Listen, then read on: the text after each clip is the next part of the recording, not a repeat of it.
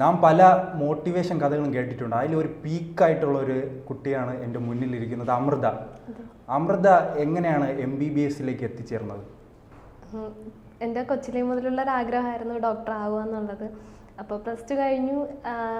അപ്പോഴത്തേക്കും ഞാനിങ്ങനെ നീറ്റ് എനിക്ക് എഴുതണമെന്ന് റിപ്പീറ്റ് ചെയ്യണമെന്ന് ഇങ്ങനെ വീട്ടിൽ പറഞ്ഞപ്പോൾ അമ്മ പറഞ്ഞു, അച്ഛനെ കൊണ്ട് ഇപ്പോഴേ ഇത്രയും ക്യാഷ് എടുക്കാനുള്ളൊരു ബുദ്ധിമുട്ടാണ്, സോ വേറെ എന്തെങ്കിലും ഓപ്ഷൻ നോക്ക്, നിനക്കിഷ്ടമുള്ള വേറെ ഏതെങ്കിലും ഓപ്ഷൻ നോക്കുമെന്ന് പറഞ്ഞു. അപ്പോൾ അന്ന് മുതലേ കെമിസ്ട്രി ഭയങ്കര ഇഷ്ടമായിരുന്നു. കാരണം +2 ടീച്ചേഴ്സിനെ ഇഷ്ടപ്പെട്ട് നമ്മൾ അങ്ങനെ കെമിസ്ട്രി ടീച്ചറിനെ ഭയങ്കര ഇഷ്ടമായിരുന്നു. അങ്ങനെ ഞാൻ BSc കെമിസ്ട്രി ആയിരുന്നു ചെയ്തത്.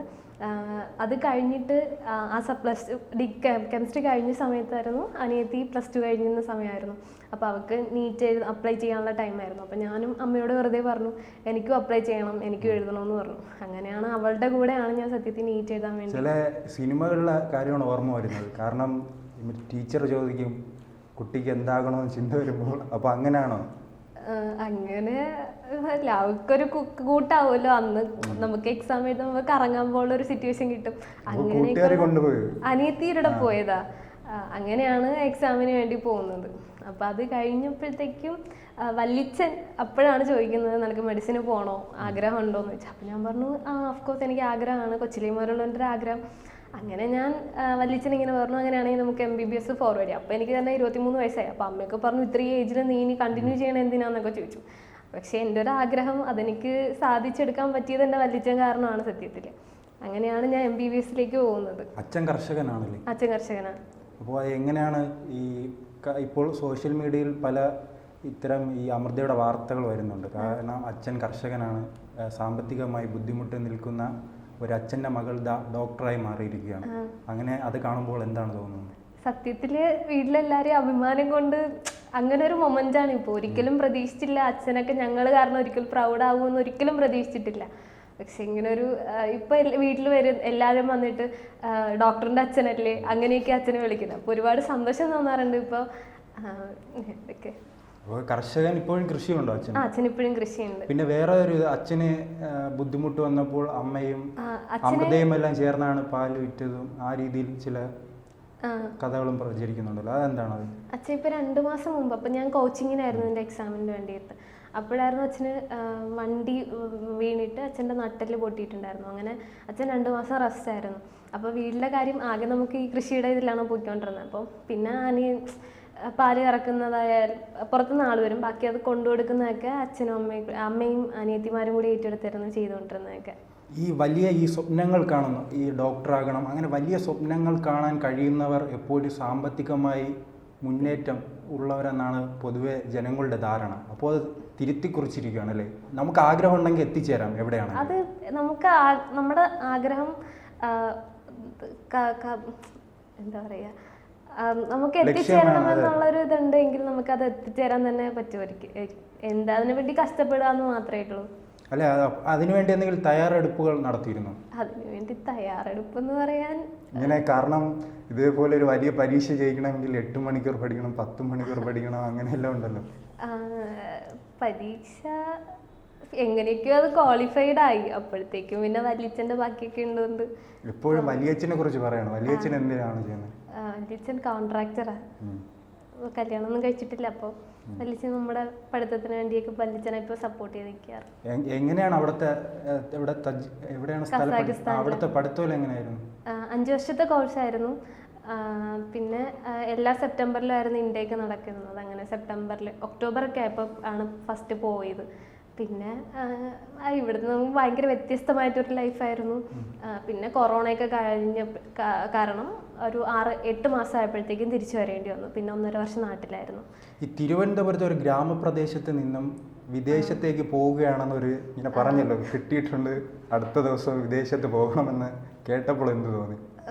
ആദ്യമൊക്കെ പേടിയായിരുന്നു. മാറി നിന്നിട്ടുണ്ടോ വീട്ടിൽ നിന്ന്? അങ്ങനത്തെ ഒരു പ്രശ്നമൊന്നും ഉണ്ടായിരുന്നില്ല. അല്ല, വീണ്ടും മുൻപ് പോലും മാറി നിന്നിട്ടുണ്ടോ ഇതേപോലെ മറ്റെവിടെയെങ്കിലും പഠിക്കാൻ? ഇല്ല, അങ്ങനെ മാറി നിന്നിട്ടില്ല. ആദ്യമായാണ് ആദ്യമായിട്ട് മാറി നിൽക്കുന്നത്. അപ്പോൾ അതെങ്ങനെയായിരുന്നു അവിടുത്തെ യാത്ര ഈ സമയത്ത്? അങ്ങനെ ആ സമയത്തെ ചിന്ത എന്തായിരുന്നു? കേട്ടപ്പോഴേ സത്യത്തിൽ കസാഖിസ്ഥാനിൽ വല്ലിച്ചന ഇങ്ങോട്ട് വന്നിട്ട് പറഞ്ഞ കസാഖിസ്ഥാനിൽ ഇങ്ങനെ ഒരു ഓപ്ഷൻ ഉണ്ട്, നമുക്കത് നോക്കാം. രാജ്യത്തിന്റെ പേര് ആദ്യമായിട്ടായിരുന്നു കേൾക്കുന്നത്. അപ്പൊ പിന്നെ വീട്ടിൽ ആദ്യം ചോദിച്ചു, അമ്മയുടെ അച്ഛനോടും ചോദിച്ചപ്പോ അച്ഛൻ പറഞ്ഞു കിട്ടിയ ഒരു അവസരമല്ലേ, കളയണ്ട, പൊക്കോളാം. എങ്ങനെ പരിശോധിച്ചോ രാജ്യത്തിന്റെ പിന്നെ യൂട്യൂബിലിരുന്ന് ഞാൻ തപ്പലായിരുന്നു, എങ്ങനെയാ കോളേജ് രാജ്യം എങ്ങനെ കസാഖിസ്ഥാൻ എന്ന് കേൾക്കുമ്പോഴേ ഒരു യുദ്ധം അങ്ങനെ ഒരു ഇതായിരുന്നു. പിന്നെ കുറെ കൺസൾട്ടൻസി തന്നെ കുറെ സീനിയേഴ്സിന്റെ നമ്പേഴ്സ് തന്നു. പിന്നെ അവരായിട്ട് അത് കോൺടാക്ട്. എങ്ങനെയാണ് യാത്ര, എങ്ങനെയായിരുന്നു ഇവിടെ വിക ഏജൻസി എന്ന് പറയുന്ന ഒരു ഏജൻസി ഉണ്ടായിരുന്നു. അപ്പൊ അവരുമായിട്ട് കോൺടാക്ട് ചെയ്തിട്ടാ പോയത്. എന്നിട്ട് അതെങ്ങനെയാണ് അവിടെ എത്തുന്ന സമയം? എങ്ങനെ? ഡൽഹിയിൽ നിന്ന് 3 മണിക്കൂറേ ഉണ്ടായിരുന്നുള്ളൂ കസാഖിസ്ഥാൻ. ഡയറക്റ്റ് കോളേജിന്റെ അവിടെ നിന്ന് 1/2 മണിക്കൂർ ആയിരുന്നു യാത്ര. മലയാളികൾ അങ്ങനെ ഉണ്ടാവും കോളേജിൽ പഠിക്കാൻ? 20 പേരുണ്ടായിരുന്നു. എൻ്റെ കൂടെ പോകാൻ തന്നെ 20 പേരും ട്രിവാൻഡ്രത്ത് നിന്നായിരുന്നു. അപ്പം നമ്മളെല്ലാവരും കൂടെ ഒത്തായിരുന്നു പോയത്, 20 പേര്. ബാക്കി അവിടുത്തെ പ്രാദേശികമായുള്ള കുട്ടികളും ഉണ്ടോ ആ രാജ്യത്ത്? ഓരോ ഗ്രൂപ്പ് വൈസാ, ഓരോ ഗ്രൂപ്പിലും 15 പേര് വെച്ചിട്ടുള്ള ഇതായിരുന്നു. അപ്പം നമുക്ക് മല്ലൂസ് മാത്രമുള്ള ഒരു ഗ്യാങ് ഗ്രൂപ്പാണ് കിട്ടിയത്. പിന്നെ കസാക്കിലെ പിള്ളേർ ഉണ്ടായിരുന്നു, പക്ഷെ അവർ വേറെ ഗ്രൂപ്പിലായിരുന്നു. വേറെ നമ്മൾ പലർക്കും മിഡിൽ ക്ലാസ്സിനുള്ള പ്രശ്നമാണ്. നാം പോകുമ്പോൾ നമ്മുടെ കൂടെ ഉള്ളവർക്ക് വലിയ പൈസയും ആഡംബരവും എല്ലാം കാണും. അപ്പോൾ നാം ആ സമയത്ത് സാമ്പത്തിക ബുദ്ധിമുട്ട് കാണുമല്ലോ, അപ്പോൾ എന്ത് തോന്നും? അങ്ങനെയൊക്കെ നമുക്കുള്ളത് കൊണ്ട് ജീവിക്കാന്ന് കൊച്ചിലെ മുതൽ അങ്ങനെ ശീലിപ്പിച്ചത് കൊണ്ട് പൈസ ബാക്കിയുള്ളവർ എന്ത് ചെയ്യുന്നതിനും നമുക്ക് എന്താണോ ഉള്ളത് അതുകൊണ്ട് ജീവിക്കാന്ന് തന്നെയാണ് പഠിച്ചിട്ടുള്ളത്. അപ്പൊ അവിടെ പോയാലും എങ്ങനെയാണ് കൂട്ടുകാരികളല്ലേ മലയാളികൾ? എങ്ങനെയാണ് മലയാളികൾ? വലിയ കുഴപ്പമൊന്നും ഇല്ലായിരുന്നു, എല്ലാവരും അങ്ങോട്ടും ഇങ്ങോട്ട് സഹായിച്ചൊക്കെ പോയിട്ടുണ്ടായിരുന്നു. സാറ് മുൻപ് ഒരു ടോക്ക് ചോദിച്ച റാഗിങ് ഉണ്ടായിരുന്നു? ഇല്ലായിരുന്നു. നമുക്ക് ചെന്നപ്പോഴേ തന്നെ നമ്മുടെ ഹോസ്റ്റലിൽ മലയാളികളെ പേടിയാണ്. ഇല്ല, അങ്ങനെ ഒന്നും ഇല്ലായിരുന്നു. അവര് തന്നെ സീനിയേഴ്സ് തന്നെ പറഞ്ഞു. അവിടെ സീനിയർ ആയിട്ട് മലയാളികളുണ്ട്? ഉണ്ട്. അപ്പൊ അവര് തന്നെ പറഞ്ഞു, നിങ്ങൾ റാഗിങ്ങിനൊന്നും പേടിക്കേണ്ട, എന്ത് ഇഷ്യൂസ് ഉണ്ടെങ്കിൽ അവരെ കോണ്ടാക്ട് ചെയ്താൽ മതി. അപ്പൊ നമുക്ക് അങ്ങനെ റാഗിങ്ങിന്റെ ഇഷ്യൂസ് ഒന്നും ഉണ്ടായിരുന്നില്ല. ആദ്യം പോയത് കോവിഡ് സമയത്താണല്ലേ? കോവിഡ് അത് കഴിഞ്ഞിട്ട് 8 മാസം കഴിഞ്ഞിട്ടാ വന്നത്. പിന്നെ ഇനി എന്താണ് ലക്ഷ്യം? ഇനി ഹൗസ് സർജൻസി 1 വർഷം ചെയ്യണം. അത് കഴിഞ്ഞിട്ട് PGക്ക് കയറണമെന്നുണ്ട്. അതിനു മുമ്പ് കുറച്ച് എന്തെങ്കിലും കയ്യിൽ ഉണ്ടാക്കി വെച്ച് വീട് വെക്കണമെന്ന് ഭയങ്കര ആഗ്രഹമുണ്ട്. നമ്മുടെ വീട് ഏകദേശം ഒരു 80-90 അപ്പൂപ്പനായിട്ട് വെച്ച വീടാണ്. അപ്പം അച്ഛൻ അത് ഇപ്പം നമ്മൾ 3 പെൺപിള്ളേരാണ്. അപ്പോഴത്തേക്കും 2 അനിയത്തിമാരായിന്. ഒരാളിപ്പോ ഫാർമസി കഴിഞ്ഞു, അനന്തപുരിയിൽ വർക്ക് ചെയ്യുന്നു ഫാർമസിസ്റ്റ് ആയിട്ട്. ലാസ്റ്റ് അനിയത്തി ബിടെക് ലാസ്റ്റ് ഇയർ ഇപ്പോൾ.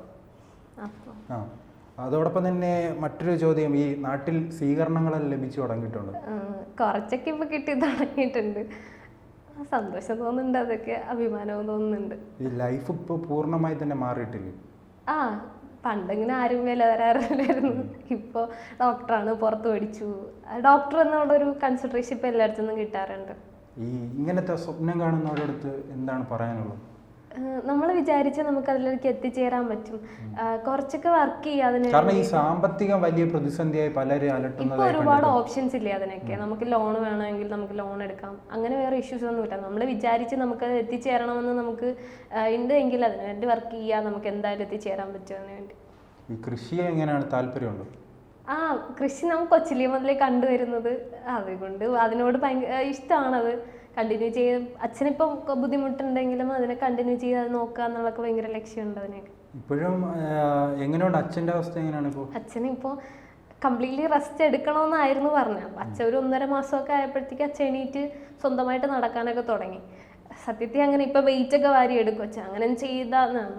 പക്ഷേ അച്ഛൻ്റെ സിറ്റുവേഷൻ അതായതുകൊണ്ട് ആരും, ആകെ 2ാമത്തെ അനിയത്തി മാത്രമാണ് ഇപ്പോൾ ജോലിക്ക് പോയി തുടങ്ങിയത്. അപ്പോൾ ബാക്കി എല്ലാവരുടെ കാര്യം നോക്കാനും അച്ഛൻ്റെ ഒരു കിട്ടുന്ന ആ ഒരു തുച്ഛമായ വരുമാനത്തിൽ നിന്നേ ഉള്ളൂ.